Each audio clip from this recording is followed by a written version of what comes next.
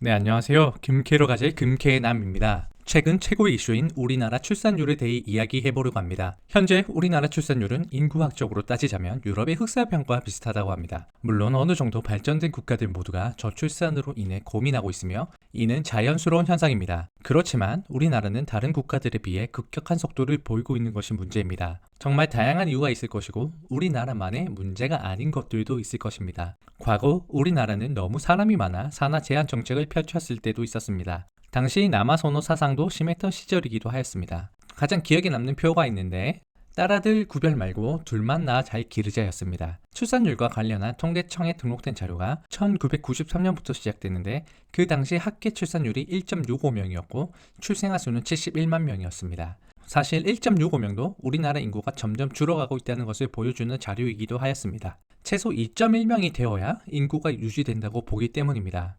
이것을 대체 출산율이라고 부릅니다. 그렇지만 2022년 합계 출산율은 0.78명이었고 출생아 수는 24만 9천 명이었습니다. 단순 계산으로 2022년생이 성인이 되어 합계 출산율이 93년도와 같이 1.65명으로 올라도 출생아 수는 20만 명밖에 되지 않을 것입니다. 이 정도로 우리나라 출산율은 심각한 문제입니다. 지금부터 우리나라 출산율 현황과 해결할 수 있는 방안에 대해 이야기해보려고 합니다. 우리나라 2002년 출산율이 1.17명, 2003년에는 1.19명으로 당시 OECD 국가 중 최저치를 기록하였습니다. 2002년과 2003년에 고민하였던 문제를 아직까지도 고민하고 있습니다. 그리고 전혀 나아지지 못했습니다. 2002년과 2003년이 바닥인 줄 알았는데 지하가 끝없이 펼쳐지고 있습니다.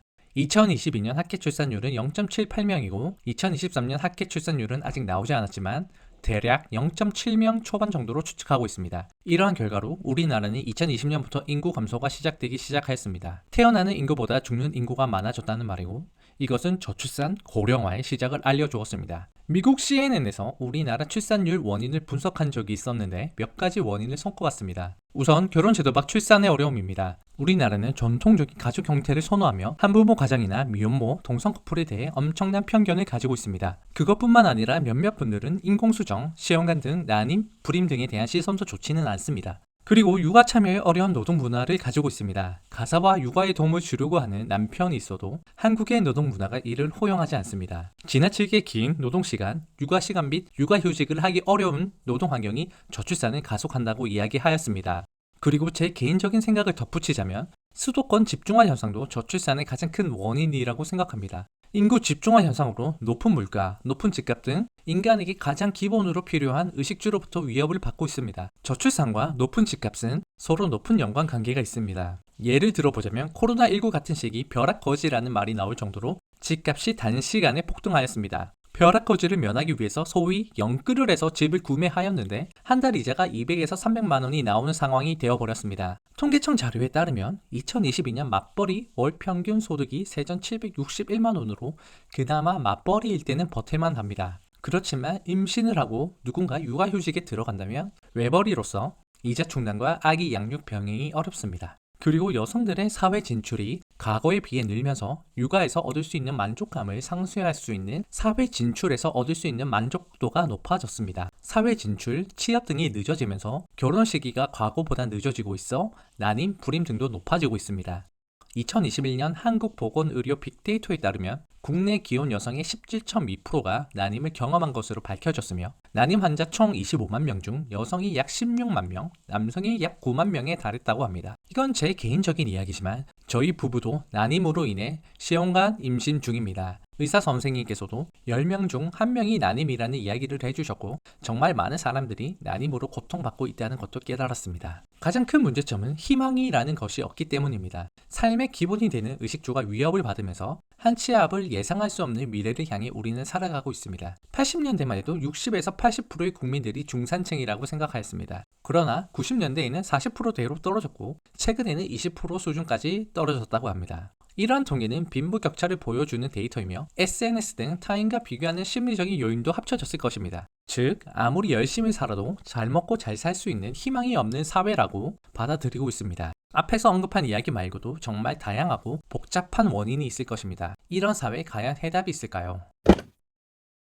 사실 해답이 있으면 모든 나라에서 저출산을 해결하고 인구 증가로 아마 지구는 터져 나갔을지도 모릅니다. 저출산을 해결한다기보다는 경착륙을 위해 노력하고 있다는 것이 맞는 것 같습니다. 급격하게 인구가 줄어드는 것은 경제, 국방, 사회적인 측면에서 혼란이 가중되기 때문입니다. 반대로 급격하게 증가해도 사회의 문제는 발생합니다. 세계 최고의 IB 은행인 골드만삭스에서는 저출산 고령화 사회가 지속되면 2075년에는 우리나라가 필리핀보다 낮은 수준의 경제 규모를 가지게 될 것이라고 예상하고 있습니다. 이로 인해 현재 정부는 동가 제도를 통하여 양육을 위해 조금씩 도와주려고 하고 있습니다. 부모수당, 양육수당, 아동수당 등 현금성 지원과 늘봄, 돌봄 등 제도적인 측면도 함께 도와주고 있습니다. 동가 제도를 통해 양육을 지원해주는 나라는 굉장히 많습니다. 유럽의 프랑스, 스웨덴, 헝가리, 아시아의 일본 등은 우리나라보다 파격적인 지원책을 내놓고 있습니다. 사실 효과가 없다고 보기 힘든 이유가 있는데 실질적으로 출산율이 반등하였기 때문입니다.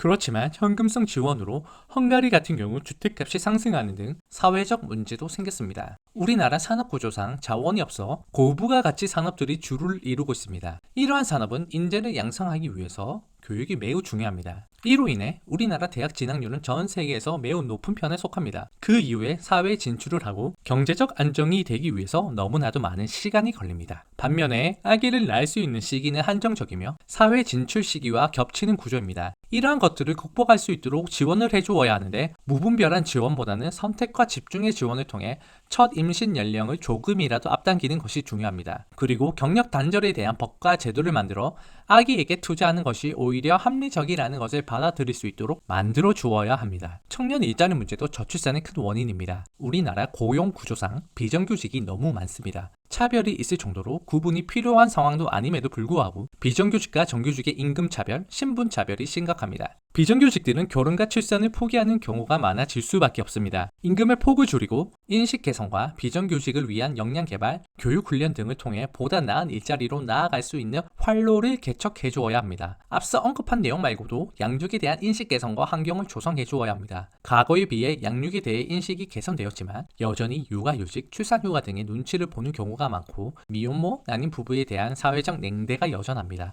정부에서는 가정과 일, 양립제도를 이야기하지만 회사를 다녀보신 분들이라면 아시겠지만 이를 우선시하는 경우가 흔하고 회사에서 보내는 시간이 너무나도 많습니다. 사회적으로 자리를 잡았다고 하더라도 아이를 기를 수 있는 환경이 여전히 열악합니다. 아기를 맡길 수 있는 곳도 부족하며 보모를 고용하는 것은 더 어렵습니다. 아기를 믿고 맡길 수 있는 곳을 만들어 나가는 환경적인 요소도 매우 중요하다고 생각합니다. 인식과 환경 중에 하나만 해결할 것이 아니라 서로 상호 보완의 관계라는 관점에서 서로 고쳐 나가야 될 것 같습니다. 1980년대 산하 제한 정책으로 출생아 수를 줄이지 못했듯이 이러한 경제적 지원과 정책으로 과연 출산율을 올릴 수 있을지는 의문입니다. 환경과 조건이 바뀌면서 출산율이 줄어든 것과 같이 아이를 키울 수 있는 환경과 조건을 우선적으로 바꾸어야 되지 않을까라는 생각을 가지면서 마치겠습니다.